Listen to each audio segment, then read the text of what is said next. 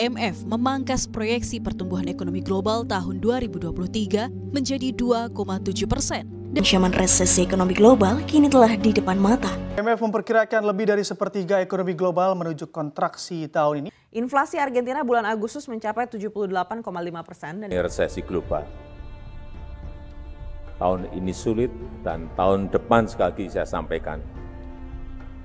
Mengatakan ekonomi dunia pada 2023 akan gelap karena menghadapi resiko resesi dan ketidakstabilan pasar keuangan.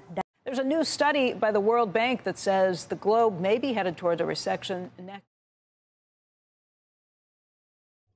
Negara yang berpotensi mengalami resesi terbesar di tahun 2023, yaitu ada Amerika Serikat. Pertumbuhan ekonomi Amerika Serikat terkontraksi 0,6% pada kuartal 2 2022. Setelah minus 1,6% pada kuartal 1 2022. Walaupun sudah 2 kuartal berturut-turut mengalami kontraksi, ekonomi Amerika Serikat belum bisa dibilang resesi. Tetapi tetap saja Amerika Serikat terancam resesi karena pertumbuhan ekonomi mereka yang melambat. Dan ada pun negara-negara lain yang bisa terancam resesi seperti di Eropa dan Cina. Negara-negara di Eropa bisa terancam resesi. Itu semua disebabkan karena pemotongan gas atau pemotongan pasokan energi oleh Rusia ke wilayah-wilayah di Uni Eropa. Dan Cina pun bernasib sama. Ekonomi mereka memang sedang melemah karena pemberlakuan lockdown akibat dari COVID-19. Secara sektoral, perdagangan yang pastinya akan terkena dampak paling besar itu pasti di sektor non-primer. Kenapa? Karena saat resesi, itu roda perekonomian akan melambat yang menyebabkan peredaran uang itu menipis. Di sini, biasanya masyarakat lebih memilih untuk memotong pengeluarannya pada sektor non-primer. Salah satu contohnya itu adalah pada sektor real estate. Biasanya, masyarakat lebih memilih untuk menyimpan uangnya untuk hal-hal yang lebih penting atau darurat daripada mengeluarkan risiko keuangan yang besar untuk membeli hunian. Seperti yang kita tahu, negara-negara maju akan terkena dampak lebih besar saat terjadi resesi. Salah satu negara maju adalah Amerika Serikat, di mana negara Amerika Serikat ini merupakan tujuan kedua setelah China untuk pengeksporan tekstil dari Indonesia. Menurut data dari Badan Pusat Statistik, Amerika menyongsong 9,87% untuk total pengeksporan tekstil yang dilakukan oleh Indonesia. Jadi, dapat dipastikan bahwa sektor tekstil yang ada di Indonesia juga akan sangat terkena dampak yang besar saat terjadi resesi. Kondisi perdagangan dan perekonomian di Indonesia. Tahun 2023 mendatang dianggap akan menjadi tahun yang gelap bagi dunia, karena efek pandemi dan perang menyebabkan resesi di sejumlah negara besar dunia, contohnya seperti Amerika. Namun, Indonesia masihlah tidak perlu khawatir, karena laju pertumbuhan Indonesia masihlah baik. Dilansir dari worldbank.org, perekonomian Indonesia berakselerasi pada 3,7% pada akhir tahun 2021, seiring dengan keluarnya negara dari gelombang COVID Delta. Momentum berlanjut di awal 2022, sebesar 5%. Namun, karena lingkungan global yang menantang dan negara ini mulai merasakan tekanan dari kenaikan harga dan pengetatan keuangan eksternal, perekonomian Indonesia diproyeksikan akan meningkat pada 5,1% pada tahun 2022 dan 5,3% pada tahun 2023 karena pelepasan permintaan yang terpendam, kepercayaan konsumen yang meningkat, dan juga peraturan yang lebih luas. Selanjutnya ada pemerintah berusaha menggerakkan dunia usaha melalui pemberian insentif atau stimulus kepada UMKM dan koperasi.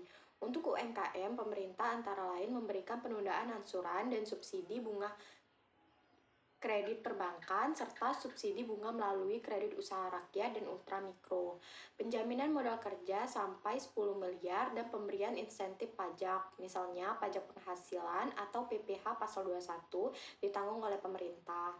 Untuk korporasi, pemerintah memberikan insentif pajak antara lain PPh pasal 22 impor dan pengurangan angsuran PPh pasal 25 dan pengembalian pendahuluan PPN atau menempatkan dana pemerintah di perbankan untuk restrukturisasi debitur. Pemerintah juga memberikan penjaminan modal kerja untuk koperasi yang strategis, prioritas, dan padat karya. Dalam rangka mendukung pemulihan ekonomi nasional, Bank Indonesia menjaga stabilitas nilai tukar rupiah, menurunkan suku bunga, dan melakukan pembelian surat berharga negara, dan stabilitas makroekonomi dan sistem keuangan. Tujuan penurunan suku bunga adalah meningkatkan likuidasi keuangan untuk mendorong aktivitas dunia usaha. Lantas, apakah solusi dari permasalahan tersebut? Kebijakan pemulihan ekonomi nasional. Kebijakan pemulihan ekonomi nasional dilakukan dengan mengambil kebijakan fiskal dan moneter yang komprehensif. Di samping itu, pemerintah juga mengalokasikan dana APBN sebesar 695,2 triliun rupiah untuk pemulihan ekonomi. Pemulihan ekonomi nasional diharapkan dapat terasa pada triwulan ketiga. Meskipun tidak bertumbuh positif, diharapkan ekonomi nasional tidak berkontraksi sebesar triwulan kedua. Selanjutnya, di triwulan keempat, diharapkan ekonomi nasional bertumbuh positif sehingga kontraksi pada tahun 2020 bisa ditahan sekecil mungkin. Sementara itu, pada tahun 2021 diharapkan ekonomi nasional akan mengalami recovery secara signifikan. Untuk mencapai tujuan di atas, setidaknya ada 3 kebijakan harus dilakukan. Yang pertama, meningkatkan konsumsi dalam negeri. Yang kedua, peningkatan aktivitas dana usaha. Yang ketiga, menjaga stabilitas ekonomi dan ekspansi moneter. Kebijakan tersebut harus dilakukan bersamaan oleh sinergi antara pemegang kebijakan fiskal, pemegang kebijakan moneter, dan institusi terkait. Salah satu penggerak ekonomi nasional adalah konsumsi dalam negeri. Semakin banyaknya konsumsi dalam negeri terjadi, maka ekonomi akan bergerak. Konsumsi sangat terkait dengan daya beli masyarakat. Oleh sebab itu, pemerintah telah menyalurkan dana sebesar 172,1 triliun rupiah untuk mendorong konsumsi atau daya beli masyarakat. Dana tersebut disalurkan melalui bantuan langsung secara tunai, kartu prakerja, pembebasan biaya listrik, dan lain-lain. Pemerintah juga mendorong konsumsi kementerian atau lembaga atau pemerintahan daerah melalui percepatan realisasi APBN dan APBD. Konsumsi juga diarahkan untuk produk dalam negeri sehingga memberikan multiplier efek yang signifikan. Selanjutnya, solusi menghadapi potensi resesi. Yang pertama, sebaiknya tidak buru-buru melakukan keputusan bisnis atau investasi melihat kondisi dan peluang. Yang kedua, secara pelan-pelan memasukkan aset liquidity menjadi aset liquid. Yang ketiga, mengurangi belanja-belanja keinginan atau belanja yang kurang diperlukan.